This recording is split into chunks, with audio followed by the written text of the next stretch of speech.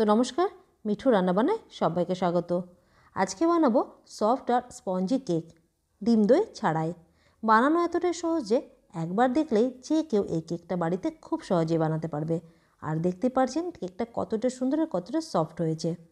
আর প্রথম যারা কেক বানাচ্ছেন এই কেকের রেসিপিটা ফলো করলে প্রথমবারই পারফেক্ট কেক তৈরি করতে পারবেন। তো চলুন দেখে নেওয়া যাক। তো কেক বানানোর জন্য প্রথমে এখানে একটা মিক্সিং বোলের মধ্যে নিয়ে নিলাম 1 কাপ দুধ। এবার দুধের মধ্যে একটু লেবুর রস এভাবে হাত দিয়ে চিপে দিয়ে দিচ্ছি। আপনারা এখানে চামচে করে 1 চামচ মতো দিয়ে দেবেন। আর আজকের এই কেকটা কিন্তু সম্পূর্ণ নিরামিষভাবেই তৈরি করে দেখাবো, ডিম ছাড়াই। আর এর মধ্যে কোনো দইও দেব না। আর এখানে দেখতেই পাচ্ছেন ভালো করে মিক্স করে নিয়েছি। এবার এটাকে 5 মিনিটের জন্য সাইডে রেখে দিচ্ছি। এবার আলাদা একটা মিক্সিং বোলের মধ্যে নিয়ে নিচ্ছি 1/2 কাপ রিফাইন্ড অয়েল। আপনারা এর বদলে শুধু বাটারও নিতে পারেন, আবার বাটার আর তেল মিক্স করেও নিতে পারেন। ফ্লেভারের জন্য এখানে দিয়ে দিলাম 1 চামচ ভ্যানিলা এসেন্স।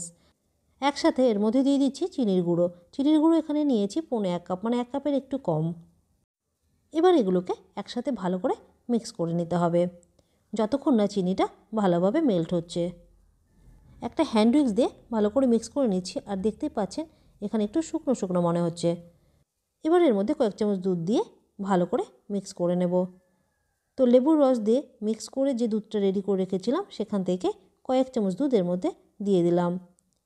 যতক্ষণ না চিনিটা গলে সব কিছু একসাথে ভালোভাবে মিক্স হচ্ছে ততক্ষণ এটাকে কিন্তু ভালো করে মিক্স করতে হবে। ভালো করে মিক্স না করলে কিন্তু কেকটা ভালো হবে না। আর মিক্স করার পর দেখতে পাবেন মিক্সারটা এরকম একটা ক্রিমের মতো দেখাবে। দেখুন ভালো করে মিক্স হয়ে গেছে। এবার বাকি যে দুধটা ছিল পুরো দুধটা এবার এর মধ্যে দিয়ে দিলাম। এবার আবারও ভালো করে মিক্স করতে হবে।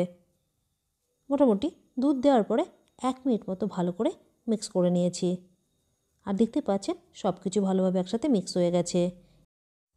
এবার এর উপরে একটা স্ট্রেনার রেখে এর মধ্যে দিয়ে দিচ্ছি ময়দা। তো কেকের জন্য এখানে ময়দা নিচ্ছি 1.5 কাপ।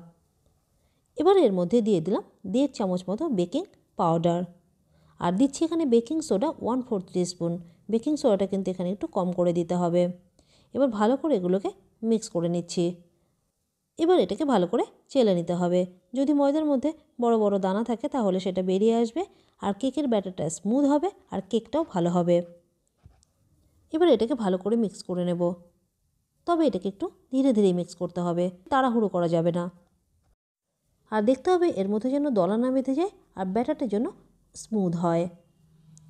তো দেখতেই পাচ্ছেন ভালো করে মিক্স করে নিয়েছি। আর কেকের জন্য ব্যাটারটা কিন্তু একদম রেডি হয়ে গেছে। আর কতটা স্মুথ হয়েছে দেখতে পাচ্ছেন। আর কেকের ব্যাটারটা তৈরি করতে এখানে দুধ লেগেছে 1 কাপ।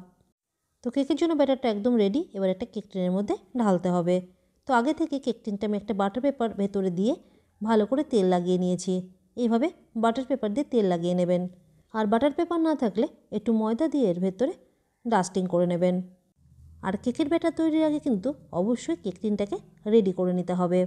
এবার 2 হাত দিয়ে একটু ভালো করে ট্যাপ করে নিচ্ছি, তাহলে এর ভেতরে বাতাসটা বাইরে বেরিয়ে যাবে আর ব্যাটারটাও কিন্তু ইকুয়ালি ছড়িয়ে যাবে। আর এদিকে কড়াইটা গরম হওয়ার জন্য লো ফ্লেমে কড়াইটাকে গ্যাসের উপর চাপিয়ে রেখেছিলাম। কড়াই গরম হয়ে গেছে। এবার কেক টিনটা এর মধ্যে রেখে দেব। একটু সাবধানে রাখতে হবে যেন হাতে গরম না লাগে। এবার এটাকে ঢেকে লো ফ্লেমে রেখে দিতে হবে 40 মিনিট মতো। সময়টা এখানে একটু কম বেশি লাগতে পারে। তো আমার এখানে 40 মিনিট মতো টাইম লেগেছে। আর দেখতে পাচ্ছেন কেকটা কত সুন্দর ফুলে উঠেছে। তো এবার একটু চেক করে নিতে হবে। তবে একটা টুথপিকের ভেতরে দিয়ে দেখে নিচ্ছি। দেখুন টুথপিকটা এখানে একদম পরিষ্কার, মানে কেকটা খুব ভালোভাবে বেক হয়ে গেছে। গ্যাসের ফ্লেমটা বন্ধ করে কড়াই থেকে কেকটা এবার নামিয়ে নিলাম। এবার ভালো করে একটু ঠান্ডা করে নিতে হবে, তারপর কেকটাকে বের করে নেব। তো আমি এখানে ঠান্ডা করে নিয়েছি। এবার একটা চাকু দিয়ে সাইড থেকে এভাবে একটু আলাদা করে দিচ্ছি, তাহলে কেকটা কিন্তু খুব সহজেই কেক টিন থেকে বেরিয়ে আসবে। দেখুন এখানে কেকটা কত সুন্দর রেডি হয়েছে। ওপরে বাটার পেপারটা তুলে দিলাম। এবার দেখেছি কেকটা কতটা নরম হয়েছে। এভাবে হাত দিয়ে একটু ওপর থেকে চাপ দিলেই কিন্তু বোঝা যাচ্ছে দেখুন কেকটা কতটা সফট হয়েছে। এবার কেকটাকে কেটে দেখাচ্ছি। আশা করছি বুঝতেই পেরেছেন কেক বানানো কতটা সহজ। বাড়িতে কম উপকরণ দিয়ে ডিম দই ছাড়াই খুব সহজে এই কেক বাড়িতে বানিয়ে নিতে পারবেন। এই কেকটা খেতে দারুণ সফট আর দারুণ মজাও লাগে। একবার অবশ্যই বানিয়ে দেখবেন। আর আজকের রেসিপিটি ভালো লাগলে লাইক শেয়ার করে প্লিজ চ্যানেলটিকে সাবস্ক্রাইব করে দেবেন।